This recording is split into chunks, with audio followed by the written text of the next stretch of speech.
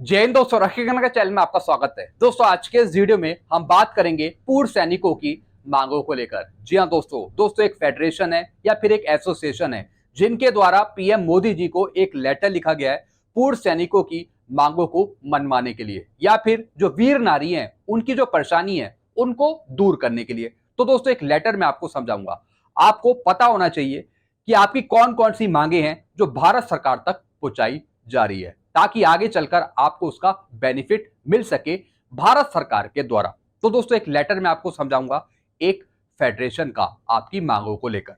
Video में आगे बढ़ने से पहले एक छोटी सी अपील मैं आपसे कर रहा हूं। अगर आप पहली बार मेरा चैनल देख रहे हैं या फिर ये वीडियो देख रहे हैं तो आप मेरा चैनल सब्सक्राइब भी कर सकते हैं, जिसका नाम है रक्षित खन्ना, क्योंकि ऐसी जानकारी, सही जानकारियां आपको मिलती रहती है इस चैनल के माध्यम से। दोस्तों जो भी आपकी और मांगे होगी वो भी आप कमेंट बॉक्स में लिख दीजिएगा।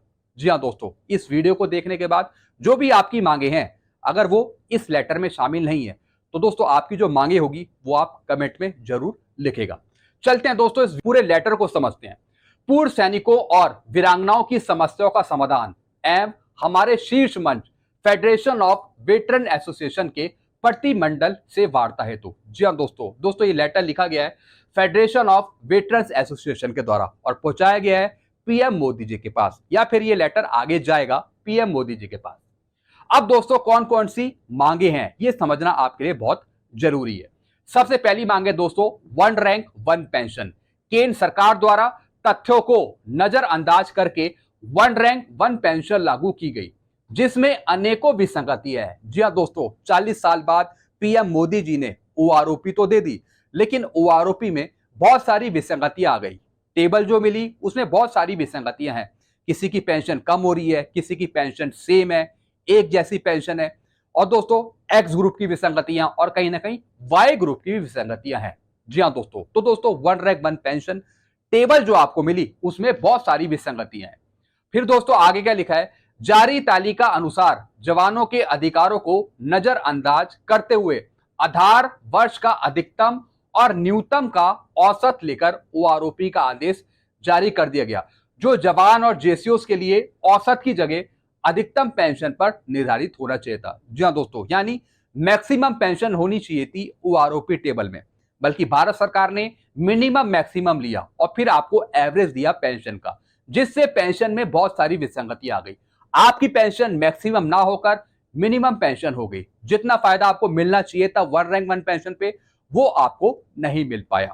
जी हाँ दोस्तों, और अलग अलग कैटेगरी की अलग अलग पेंशन हो गई। एक्स ग्रुप को दो भागों में डिवाइड कर दिया, वाई ग्रुप की भी विसंगतियां कहीं ना कहीं शामिल हो गई। तो दोस्तों सबसे पहली मांग है कि वन रैंक वन पेंशन में जो विसंगतियां हैं उसको दूर कर दिया जाए। फिर दोस्तों दूसरी डिमांड है इक्वल मिलिट्री सर्विस पे, इक्वल एमएसपी की।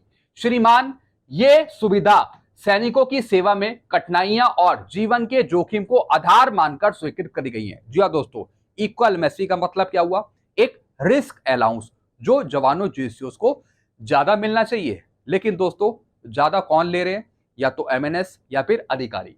फिर दोस्तों आगे क्या लिखा है, रैंक आधारित भेदभाव के कारण निचले रैंक के अधिसंख्यक पूर्व सैनिकों में असंतोष है, क्योंकि सैन्य सेवा की कठिनाइयां और जीवन को जोखिम तो सबसे ज्यादा जवानों को होता है। जी हाँ दोस्तों, मिलिट्री सर्विस पे की डेफिनेशन एक रिस्क अलाउंस, जिसको सबसे ज्यादा रिस्क, जिसको सबसे ज्यादा जोखिम, उसको मिलिट्री सर्विस पे ज्यादा मिलना चाहिए। तो दोस्तों इक्वल मिलिट्री सर्विस पे, यानी मिलिट्री सर्विस पे को ज्यादा बढ़ाया जाए जेसीओस की, ओआरस की।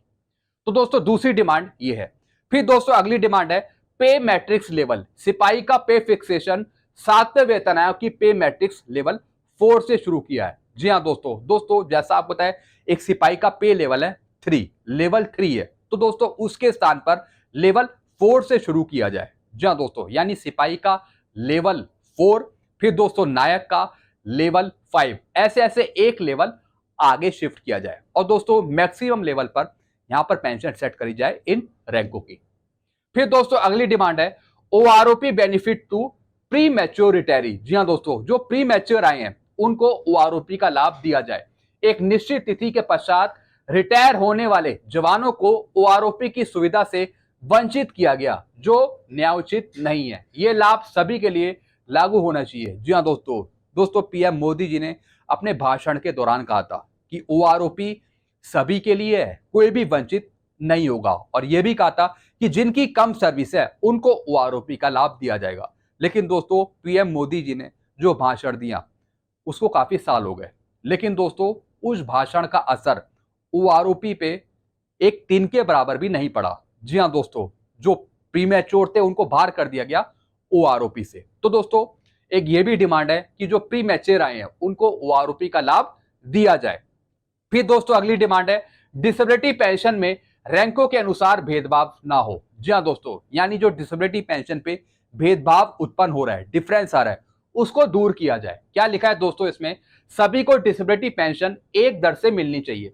पूर्व की तरह डिसेबिलिटी पेंशन संबंधित सैनिक की उच्चतम वेतन से निर्धारण होना चाहिए, ना कि उसके द्वारा की गई सेवा अवधि के आधार पर। जी हाँ दोस्तों, यानी जो डिसेबिलिटी पेंशन है वो सेवा के आधार पर नहीं देना चाहिए, यानी जितनी क्वालिफाइंग सर्विस है उसके आधार पर नहीं, बल्कि जो उसका उच्चतम वेतन है, जी हाँ दोस्तों, जो मैक्सिमम वेतन है उसके आधार पे डिसेबिलिटी पेंशन दी जानी चाहिए, वो भी मैक्सिमम। ऐसा दोस्तों इन्होंने डिमांड उठाई है। फिर दोस्तों अगली डिमांड है इनहैंस फैमिली पेंशन। पूर्व सैनिक का स्वर्गवास कभी भी हो, इनहैंस फैमिली पेंशन 67 वर्ष की आयु तक देने का प्रावधान होना चाहिए। जी हाँ दोस्तों, यानी जो इनहैंस फैमिली पेंशन है वो आजीवन भर मिले, कम ना हो। जैसा आपको पता है अगर पूर्व सैनिक की डेथ होती है तो उसके बाद या तो 67 एज या फिर 7 साल जो भी पहले हो, फिर दोस्तों उसके बाद नॉर्मल रेट की फैमिली पेंशन हो जाती है। यानी फैमिली पेंशन है वो इनहैंस रेट पे मिलनी चाहिए, बढ़ी हुई दर से।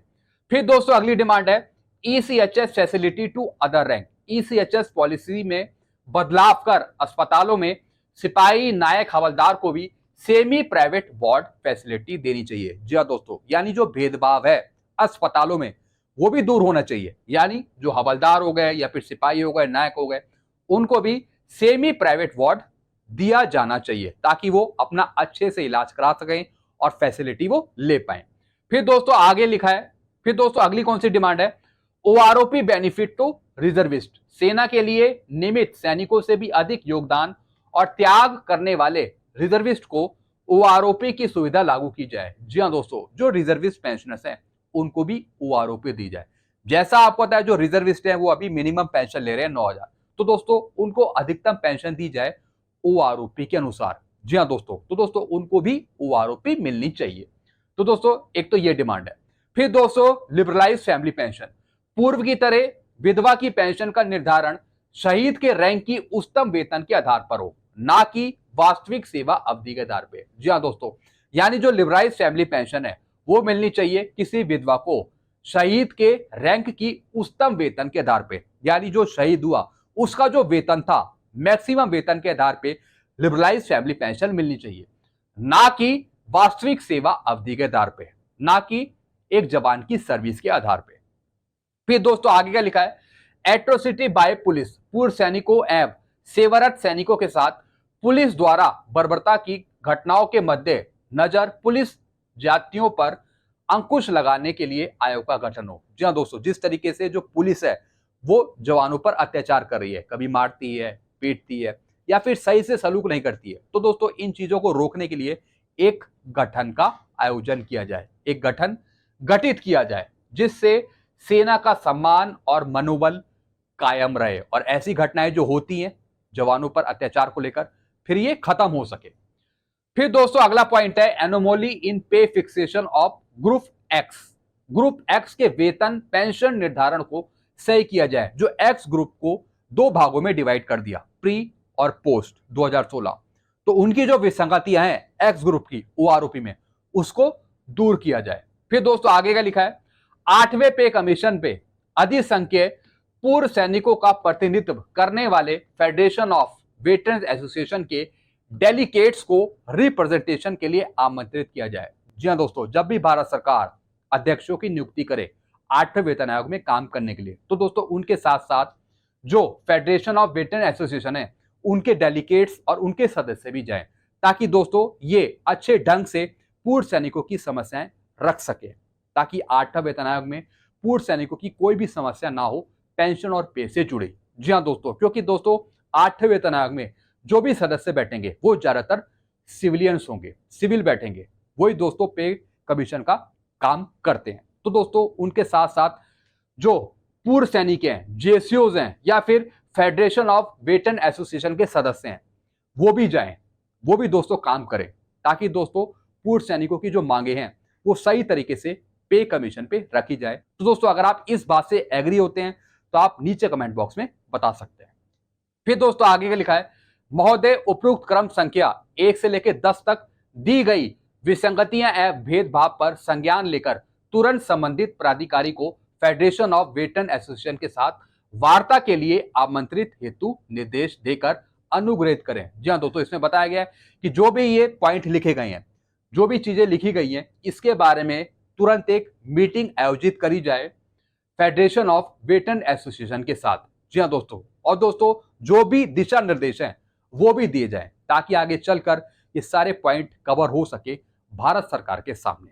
तो दोस्तों ये कुछ पॉइंट थे आपके फेवर में। अगर दोस्तों कोई पॉइंट मिस हो गया हो, कोई पॉइंट अगर इसमें ना हो, तो आप नीचे कमेंट करके जरूर बताइएगा कि आपकी और कौन सी मांगे हैं जो आप मनवाना चाहेंगे भारत सरकार के जरिए 8वां वेतन आयोग लागू होने से पहले। क्योंकि दोस्तों जब तक भारत सरकार 8वां वेतन आयोग लागू नहीं करती, तो उससे पहले आप अपने पॉइंट भारत सरकार तक पहुंचे एसोसिएशन के द्वारा या फिर इस फेडरेशन के द्वारा, ताकि दोस्तों जब 8वां वेतन आयोग लागू हो जाए तो उस टाइम कोई परेशानी ना हो पे और पेंशन पे। क्योंकि दोस्तों अभी तक अध्यक्षों की नियुक्ति नहीं हुई है, अभी 8 सीपीसी पर कोई काम शुरू नहीं हुआ है, तो उससे पहले जो भी आपकी मांगे हैं वो आप रखो भारत सरकार के सामने इस फेडरेशन के थ्रू, ताकि जब भारत सरकार काम करे, जब अध्यक्ष काम करें या फिर जो ये फेडरेशन है अगर इनके सदस्य को आमंत्रित किया जाता है काम करने के लिए, तो दोस्तों फिर ये सारी चीजें उसमें डिस्कस कर सके, फिर आगे कोई दिक्कत ना हो 8 सीपीसी को लेकर।